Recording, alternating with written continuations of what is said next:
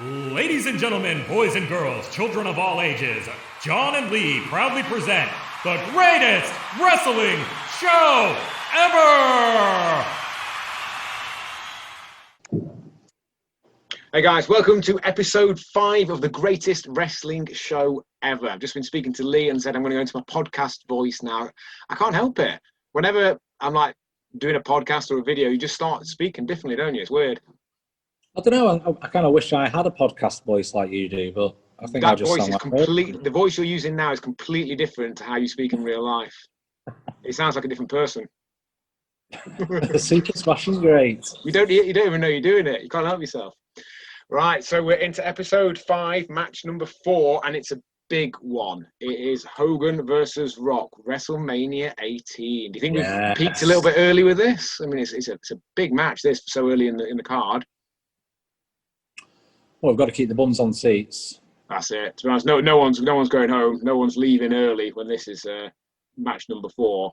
So we're actually back to recording this on Zoom now because I'm self-isolating at the moment. I came into contact with someone last week who's got COVID. Got no symptoms myself, but I'm just keeping away from everyone. Not that I've been within 2 meters of anyone for about 6 or 7 months of my immediate family, but we're back to doing this on Zoom. So we've both got set up WrestleMania 18 on the network. We're currently at the start of that chapter, Hogan versus Rock. It's 2 hours, 29 minutes and 14 seconds.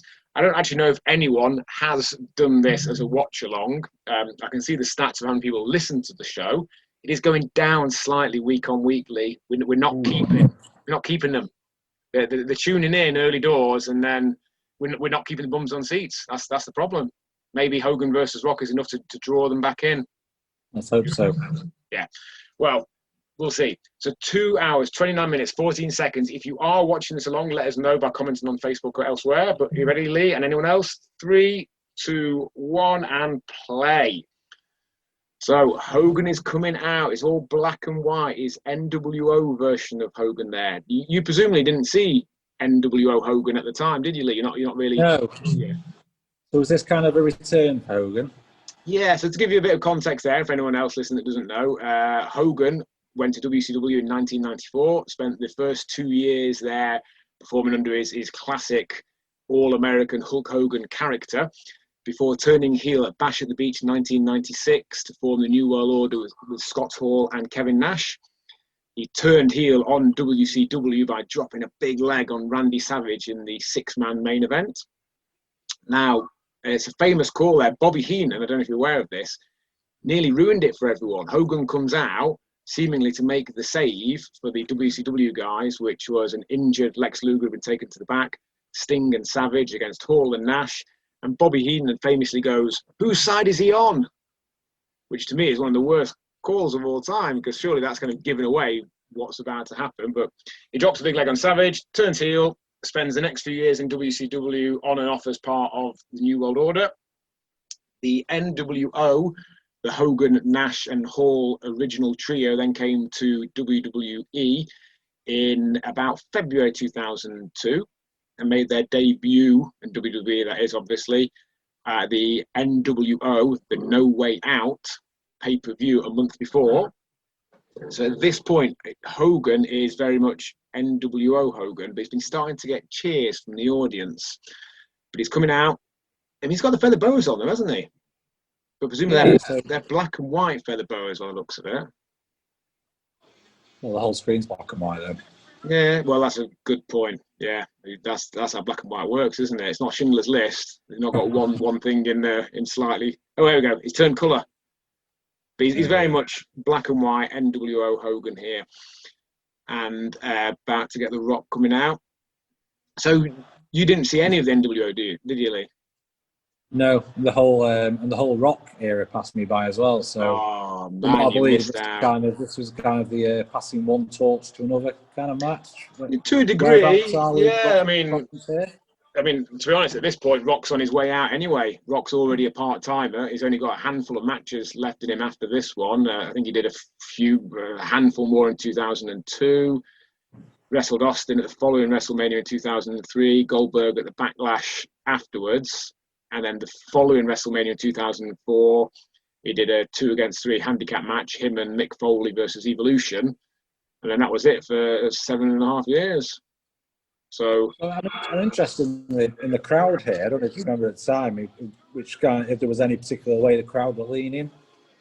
Well, as a general thing, I think they were more pro-Rock, but in the days or last few episodes of TV in the run-up to WrestleMania, apparently more and more people have been cheering Hogan, to the point where it's my understanding that they did consider sending him out as classic Hogan in the red and yellow. And I believe, again, I've heard that he even was flown home just before this WrestleMania to pick up his red and yellow gear, and then came back and they decided to send him out in the black and white. Interesting. Yeah. So Rock's there doing his pose on the corners. So you really missing out the rise of the Rock from about mid-97 when he joined the Nation of Domination through to here really roughly. Rock was the man. He was. Yeah. No, I mean obviously I've watched a lot of stuff in the meantime, but you kind of just watching individual matches, you miss a lot going with the storylines and what have you. It was interesting at the time to see him develop week on week to go from blue chipper Rocky Maivia, who was booed and given merciless taunts of "die Rocky die," to within literally a handful of months becoming one of the biggest names in the business. It was a great evolution. That I think that mid-97 through to sort of mid-98 time frame was really where he evolved the Rock character. Yeah, I've got the subtitles on here. They're suggesting it's a mixed reaction for both of them. So can you hear it, or you just got subtitles on? I can just I've turned it right down, but I've got subtitles on as well for the commentary. I've cleverly got headphones in here. Look at this. Check me out. Headphones. Yeah. Right, it's the famous face-off. Hogan and Rock facing each other, turning side to side. This has been done to death in the intervening 18 years, but at this point, that was a fresh approach, just standing there, turning your head side to side. It always works, doesn't it? The original Hulk and Andre WrestleMania 3. Even then, I think that they were more just face-to-face, nose-to-nose. This is the first time I remember anyone where they did the whole heads turning in opposite directions. You know, Hogan looking right. Well, they're both looking right, aren't they? But in opposite directions and then crossing over. Okay, big lock up there. Who would you predict in a real fight? Maybe as they are now and in their prime, say 30-year-old Hogan versus 30-year-old Rock. What do you reckon? I'd say Rock. Yeah, in both ways. Hogan's got the Hulkamaniacs behind him. He's got the 24-inch pythons. Well, he's big, isn't he? But it's like when you hook up down at the gym. We all know you're going down. Wow. So am I Hogan and you're Rock in that situation? You're Hogan in this situation, yeah. Right. Okay. Do this. Okay, Hogan's taking a tight headlock. WrestleMania here is held on March the 17th, 2002 at the Sky Dome in Toronto. And the Sky Dome famously hosted another WrestleMania, WrestleMania 6 in 1990. Right. Do you remember what the main event of that was? I believe it was Hogan and Warrior. Yeah. Didn't you cry or something then? Is that right? Or was that the best day of your life? No, I cried at the following SummerSlam. Heart Foundation Demolition, when I thought Heart Foundation were going to lose unjustly. Nice. And they hit Axe under the ring. It was always sneaky, the old Demolition three-way swap, because they weren't all that similar looking, were they? I know they wore the same outfits, give or take. They were completely different. Yeah. And the fact that it was Axe and Crush that were alternating, they were the two most different ones, because Axe was kind of short and a bit chunky. And about 50 years old at that point. And Crush was incredibly tall. About 25. I couldn't get my head around how the referee just wasn't noticing. Anyway. So was WrestleMania 6, the Hogan Warrior, the same day you got a dog? Is that right? Yes, we got the dog and Sky on the same day. And you watched Hogan Warrior at WrestleMania 6. That's a cracking day, that. Day ever. And it's when it was on Sky Movies. Oh, was it? No, okay, I didn't realise that. I think actually in retrospect that does sound familiar now, right? Hogan's sending Rock off. He's giving him a big clothesline. Just reading now the backstory to the match here. This was the last big show, before the introduction of the brand extension on March the 25th, which split the roster between the Raw and SmackDown brands. So we've just had a draft this last Friday. I've not really seen much about it, but they've done the latest draft, which is the equivalent thing, splitting the rosters and swapping around a little bit. But back at this point in 2002, that was a novel idea, because only just over a year previously, WWE had brought WCW, and for a year were the only game in town, and then decided to create their own competition by having the brand extension and splitting it so that each wrestler only appeared on one show. So essentially there were two different brands that would be in competition and would only mix occasionally. That's interesting. So how old is SmackDown then?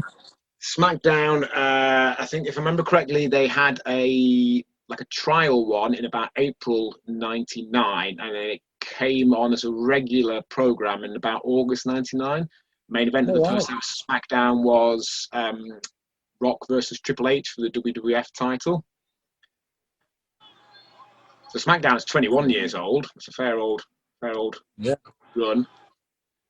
I do like the way that they refer to Raw as the longest running weekly episodic TV program in history.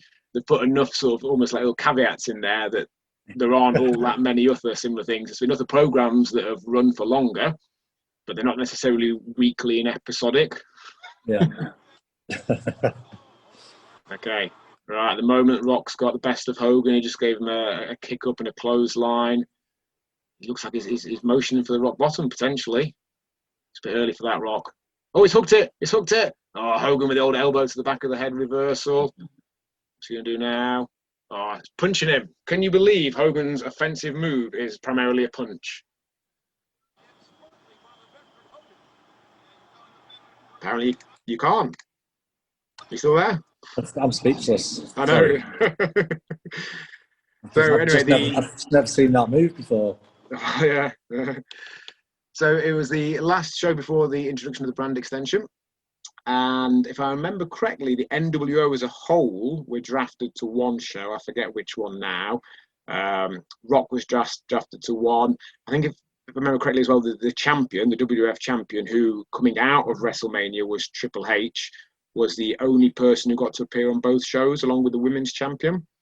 I think the tag champions went to one show, the cruiserweight champion went to another. Only the male and female champions were appearing on both shows. And I'm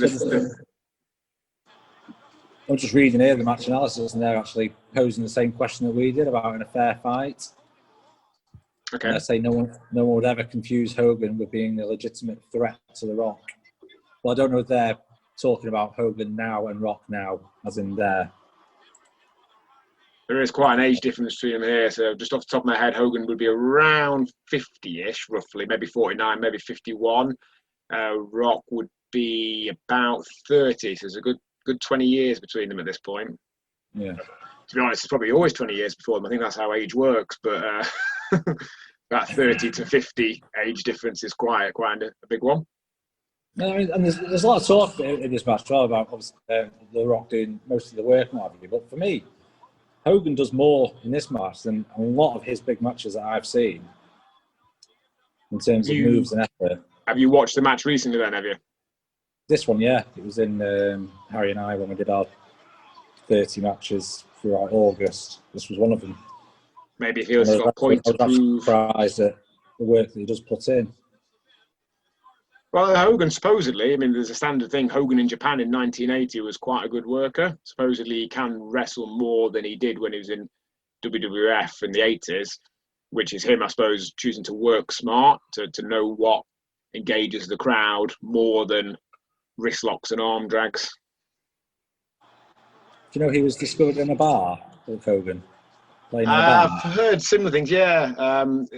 You've got to be dubious with Hogan because his recollections of his past are, shall we say, somewhat worked. But yeah, I think that does ring a bell.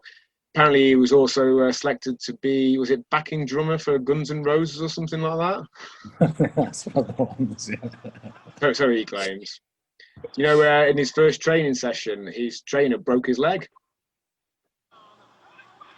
On purpose. His trainer broke Hogan's leg, on purpose to prove something about the business and to see if he really wanted it. So the idea is that you break the leg, they heal, and if they come back, they do really want it.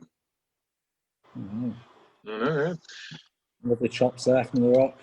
So running into the backstory to the match then. So the end of the previous year, Rock was WCW champion. So the WCW title, was that chokeslam? Did Hogan do a modified chokeslam there? Good. How strange. And he's now choking him. So at the end of the previous year, Rock was WCW champion. He'd run that title from Chris Jericho, one of the pay-per-views in about October, I think it was. And at the pay-per-view in December in 2001, they decided to unify the WCW and WWF titles. So they had, going into it, Austin was the WWF champion, Rock was the WCW champion, and Jericho beat them both on that night to unify the titles and become the first ever undisputed champion. Wow. At the Royal Rumble, Jericho defended the title against The Rock, retained it, and then just literally reading now from Wikipedia, the secondary feud building up in the lead to this event pitted The Rock and Stone Cold Steve Austin against the New World Order, Hogan, Nash and Hall. The Rock's involvement with NWO started after his win over The Undertaker at No Way Out, when a photo request from Hogan for his son turned into a trade of insults. Have you ever seen Hogan's son? I must have that. No, I can't picture him, so... In a couple of years after this, I want to say about 2005, there was an MTV reality TV show called Hogan Knows Best, which followed Hulk, his wife Linda, and children Brooke and Nick around. Yeah, I know Brooke. You know Brooke, but not Nick. Yeah. Why's that? I don't know. I just seem to remember seeing Brooke around a bit more. Okay. So you're more interested in the attractive young lady than the skillless young man. Possibly harsh. Anyway, Hogan accepted and shook hands with his future opponent. The Rock kept the hold and hit the rock bottom on Hogan. Before The Rock could leave the arena, Hall and Nash ambushed The Rock. Hogan, Nash and Hall then attacked The Rock with a belt, a hammer, and all three of their finishers, concluding the assault by spray painting the NWO initials on The Rock's back. That was a classic thing in the glory days of the NWO and WCW. They would get an opponent down, lying face down, often in the ring, and use a can of spray paint to spray paint the letters NWO on their back. Excellent. Marking their territory, in essence. So Rock, isn't he the first third generation wrestler? That's what they always said at the time. So I assume it's the ref's true. Down. Yeah, the ref's gone. Ref's out of there. I presume it is true that he was the first third generation wrestler. There may have been some others that were less well known, but he's generally renowned as being the first third generation wrestler. And how did the whole People's Champion thing come about? Where did that come from?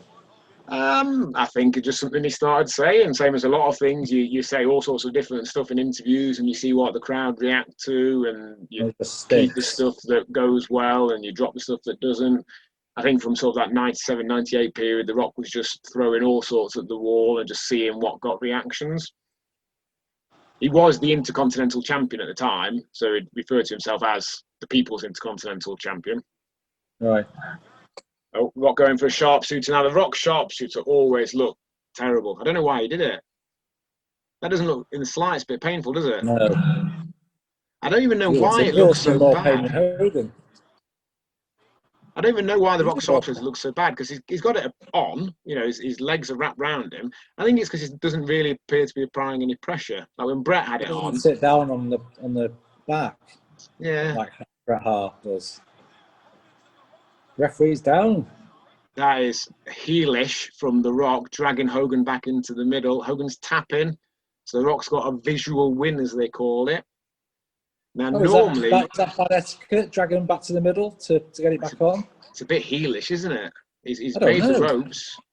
You should break it. Fair, Hogan was choking The Rock earlier on with some tape. Well, that's a good point. So, now, that is interesting, because often when a wrestler gets what's called a visual win, when they're seen to have pinned the opponent or forced to submit and it hasn't counted, usually because the ref's down, that often means that wrestler is then going to lose, because it's their almost out, their way of, oh my goodness, Hogan with the rock bottom. Oh, Well, that was quite a good rock bottom as well, wasn't it? Primarily because Rock jumped nicely. Rock made it good, yeah. But yeah, the WrestleMania 6, of course, Hogan and Warrior both got visual wins whilst the ref was down. And then, of course, Warrior got the legitimate win. Maybe that's going to happen in this one. Maybe Hogan's taking his belt off, he's swinging it around. Oh, you haven't been hit with a belt, Lee? He's just, even back in his glory days, he'd just get forgiven stuff like this. In fact, I don't know. You didn't see this with many faces. He cheated a lot. He did, and he always seemed to be a really bad loser as well, like when he pulled Sid out of the Rumble in '92 and things like that. Awful loser, yeah. Oh, government mule. So anyway, going back to the build-up there. So they spray-painted The Rock. Yeah, so they hit him with a hammer. Now, the hammer, in general, and particularly when Triple H uses it, always seems to me to be almost a step too far with weapons, because you can imagine someone getting hit by a chair and putting them down, but not seriously injuring them. Use a hammer, you're gonna kill someone, aren't you? I've had this conversation with Harry many times. Yeah, I think it involves you lose that suspension of disbelief a little bit when you use a hammer. Yeah, that's why I like these kendo sticks that they keep using. I like them because they can really hurt them, but you know that they're not doing any permanent damage. Yeah. And like you say, with the chairs and the tables, as soon as that sledgehammer comes out. Okay, he's going for the ride. The rock bottom. Hogan's down, rock bottom. The ref's coming around. Surely Hogan's not going to kick out of that. Oh, my goodness. No. He's hulking up. He's hulking up. What's this? He's shaking his head. Rock's in trouble. Look at the crowd are loving it, aren't they? Crowd are going bananas. I miss crowds like that. Makes such a difference. Oh, he's pointing the finger, he's shaking it. The Rock is in a whole world of trouble. So anyway, the build-up to it. So with the medics attending to the Rock and loading him into an ambulance van, the NWO furthered the attack by forcing the medics to retreat, chaining up all the possible exits of the van and driving a semi-truck into the van with the Rock trapped inside. Stone Cold Steve Austin's involvement also commenced at No Way Out, when, after having their gift of beer refused, the NWO interfered with Austin's undisputed WWF Championship match against Chris Jericho, helping Jericho to retain the title before spray painting the NWO initials on Austin's back. Austin finally got his revenge on the February 21st episode of SmackDown, where he chased the NWO out of the ring with a tire iron. Austin managed to catch Hall and attack him with a tire iron, but Hogan and Nash saved Hall from being run over by Austin's pickup truck. Just jumped out of the second leg drop there, because that surely would have been it. There you'd have thought so, wouldn't you? Yeah. So on this same night here at WrestleMania, here we go, rock bottom, second rock bottom. So on this same night, Austin faced Scott Hall. Now, my understanding is that Austin was offered the Hogan match first, but refused to wrestle Hogan because he knew about his self-serving political ways and felt that he wouldn't come out of it in the best possible way. So they decided to change that match to be Hogan versus Rock instead. I don't think I agree with that. Oh, third rock bottom. In the past, but I mean, he's putting over well here. It is, but perhaps he wasn't. Do you know the Rock was the first wrestler to jump out of the Stone Cold Stunner? Yeah, I never liked the Rock selling to the Stone Cold Stunner. It just looked a bit too. Again, you lose that suspension of disbelief. Is this it? That's it. Oh my goodness, that's it. That's it. I've not even got halfway through the build-up and it's over already.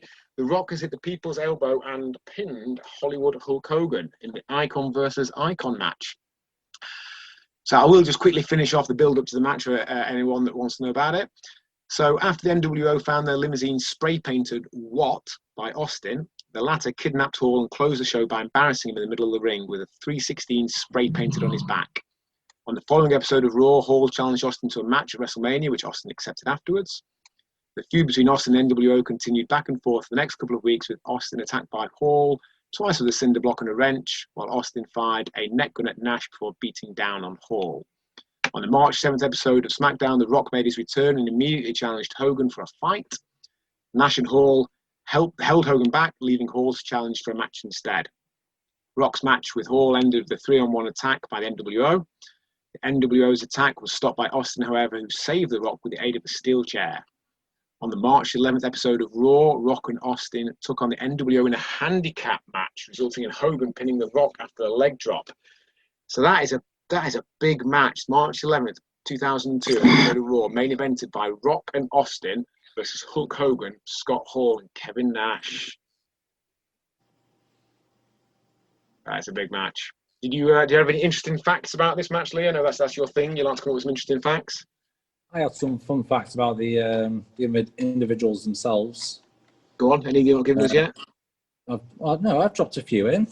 I think I'm saying there's any you haven't got to yet. I'm not saying that those other ones weren't good. I just wonder if there's any we haven't got around to. At the time this fact was written, but I know it's not true anymore because I've seen it since, but The Rock was the only wrestler to have been pinned by a forklift. Oh, I do remember that. So that's the halftime heat match, him versus Mankind for the WWF title, January 1999. Is that right? Spot on. Yeah. Have you ever seen it? No. Yeah. So I mean, I've not actually seen the match itself. I've seen the finish, and Foley himself refers to the finish in his book. They recorded a normal finish. I can't remember exactly what it was. And then said to Rock as Foley was leaving, saying, actually, can you stay back? I want to film something else. And they filmed a shot where Foley was in control of the forklift. And then it cut to a camera angle on top of the pallet on the forklift as it was lowered down onto Rock's chest. But it's one of these invisible cameras that if there was a cameraman there, you would have seen him in the previous shot. Right, yeah. And one of those things that just takes you out at the moment. Foley himself in his book said that he hated it. I remember seeing it at the time and thinking, like, you know, I knew it was a work, but it just at least, yeah. It takes it from that difference of knowing that it's two guys doing a match but working together to produce an outcome and actually being a pre-filmed, edited together. Absolutely. I don't know what you want to call it. It just, yeah. That's never been a thing that I particularly liked when it's clearly that invisible cameras and stuff that clearly just reminds you that it's not a genuine sporting event. Yeah, I haven't written this down, but apparently they're making a biopic, aren't they, of Hogan, Terry Bollea. I did not know that. Yeah, Chris Hemsworth, as in Thor. Oh, no, actually, that does ring a bell now. I had seen that, yeah. Right, is that actually happening now? The only thing I'm interested in is I wonder how much involvement Hogan himself's having, because then the stories could be a bit like the Andre the Giant one, of course, with his what was it he used to say? What was that one he said about Andre? Did he die or something? He died like a week after he'd slammed him at WrestleMania 3, but it was actually 6 years. Well, so I'm interested what your thoughts are on that fight, John, because it gets slated, but for a Hogan fight, I think it was thoroughly enjoyable. What were my thoughts on the quality of this match? Yes. No, it was good, yeah. It was a good, entertaining match there, yeah. It was probably considerably better than most people would have been expecting. It's a spectacle. It's something to enjoy as opposed to being a technically good match, but as you said, it's probably... For a Hogan fight, for me, it doesn't get enough kudos, because I think for someone who typically doesn't have great matches, he has iconic matches, but for me, it was thoroughly entertaining. I think it was they were both used in the best way possible there. Definitely agree with that. So Hall and Nash just came out there and attacked Hogan for shaking hands with The Rock, and Hogan and Rock have just teamed up to chase off those two. So just to give you a little bit of follow-up to what happened in the months after this. So Triple H comes out of WrestleMania X8 as the undisputed champion, having beat Chris Jericho. But then a month later, at the next pay-per-view, loses it to Hogan, because this is Hogan's sort of a little few-month renaissance period. They had him win the title, but then lose it the following month to The Undertaker. Within a few months, Hall and Nash are both gone as well. Hall's personal demons catch up with him. I think if I remember correctly, he's fired after the plane ride from hell for being drunk and causing problems. Nash famously tears his quad in about May. I don't know if you've ever seen the clip of that one, have you? No. So he's walking slowly across the ring and he tears his quad and falls over. I'm exaggerating slightly. He's stepping through the ropes and he starts to take a bit of a step, but he's not doing anything. He's not delivering a move or taking one. He's basically just walking and tears his quad. Ouch. which spells the end really of the NWO. I think at that point they just put Big Show in it. Shawn Michaels had come back as like a mouthpiece for it, but with Hall being fired and Nash being out injured, that spelled the end of the NWO. Hogan went on for a few more months, if I remember correctly. Brock Lesnar, who had only just debuted a month or two before, famously beat him on either Raw or SmackDown. And I think he was gone by the end of the year, but then came back the following February for a rematch with The Rock at next year's No Way Out, which apparently was nowhere near as good as the one we've just watched. Okay. And this is what we're watching now, of course. This is how I remember the majority of pay-per-view events finishing in the 80s and early 90s. Yeah, Hogan posing.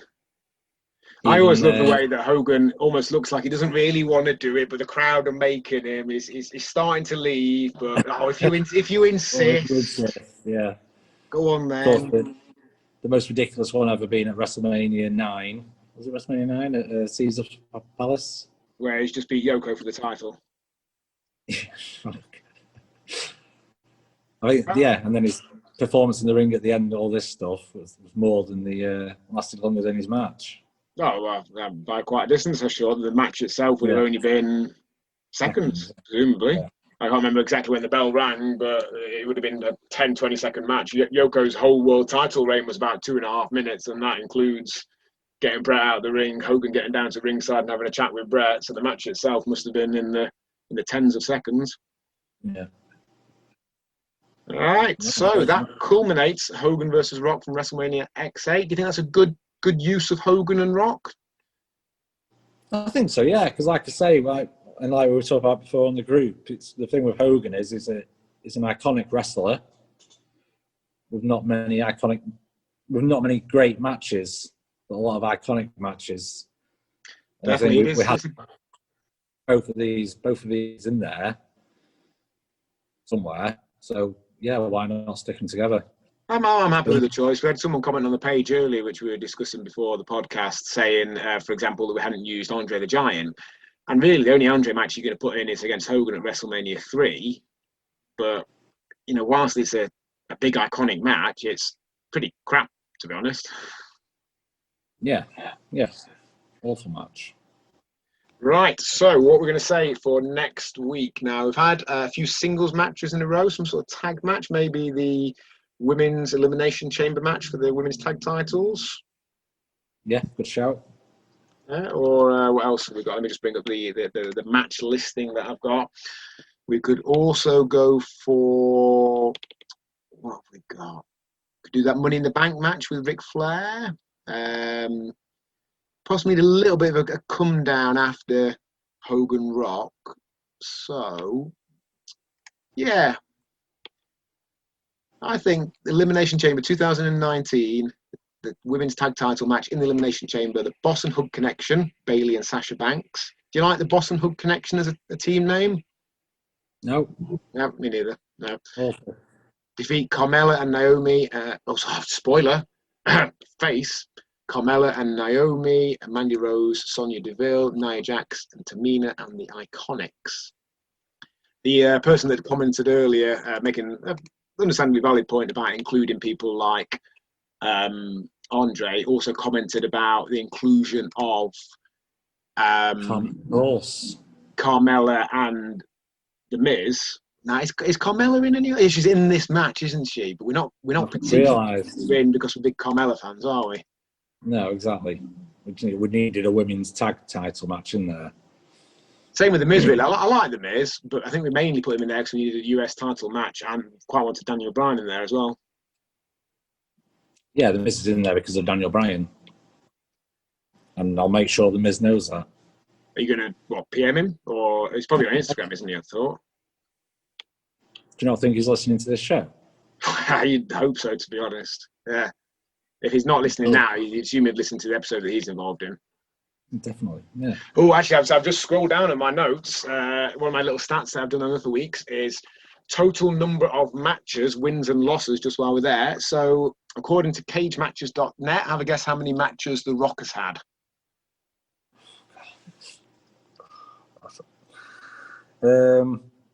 Let's go with